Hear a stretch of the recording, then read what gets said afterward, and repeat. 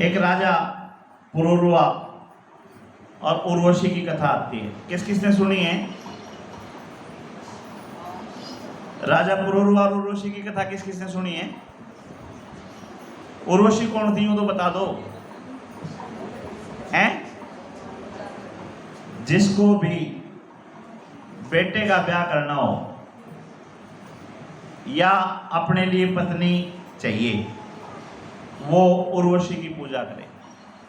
ये भागवत में लिखा हुआ है। जैसे जिसको लक्ष्मी चाहिए वो लक्ष्मी माता की आरती करे, जिसको संतान चाहिए वो दक्ष प्रजापति की पूजा करे, और जिसको पत्नी बहू ये चाहिए वो उर्वशी की पूजा करे।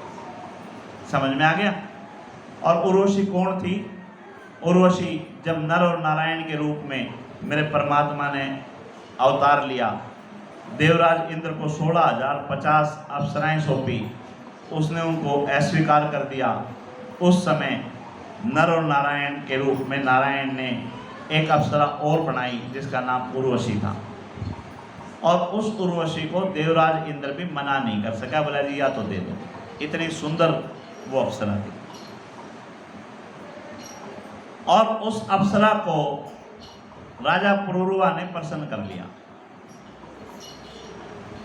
उस अप्सरा ने राजा पुरुरवा से वचन लिया कि भाई मेरे पास ये मेमने हैं, मेमने बकरी के बच्चे को बोलते हैं ना, ये 2 मेमने हैं, ये जब तक सुरक्षित रहेंगे जब तक मैं तेरे पास रहूंगी। अगर इनकी सुरक्षा नहीं रही तो मैं तेरे को छोड़ के चली जाऊंगी। राजा पुरुरवा ने मान लिया, भाई ठीक है। दूसरा वचन लिया कि मेरे अलावा अगर मैंने किसी के सामने भी तेरे को निर्वस्त्र देख लिया तो उसी समय तेरे को छोड़ के चली जाऊंगी। राजा पुरुरवा ने ये वचन भी मान लिया। राजा पुरुरवा उर्वशी दोनों भोगविलास में लिप्त थे।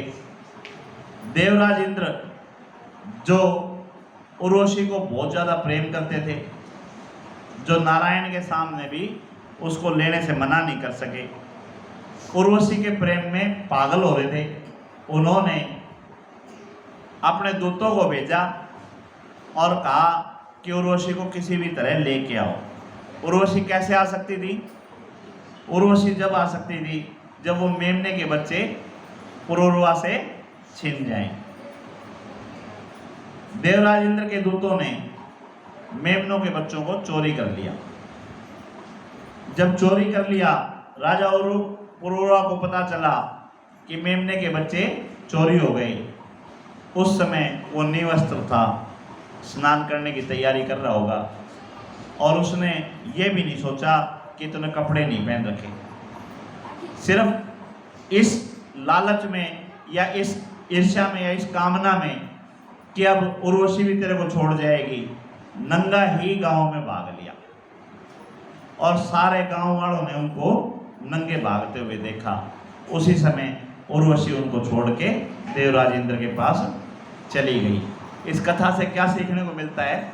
जब हमारे को आसक्ति हो जाती है, जब हमारे को किसी से आवश्यकता से अधिक प्रेम हो जाता है, तो हम काम वासना में, भोग विलासता में ये भी भूल जाते हैं कि हम निवस्त्र हैं और सब कुछ अपना गवा देते हैं। ये कथाएं हमारे को यही सिखाती हैं। ये कथाएं हमारे को उस समय याद आ जानी चाहिए जब हम उस चीज़ के अंदर आसक्ति में पड़ जाते हैं। बोलो कृष्ण भगवान की जय।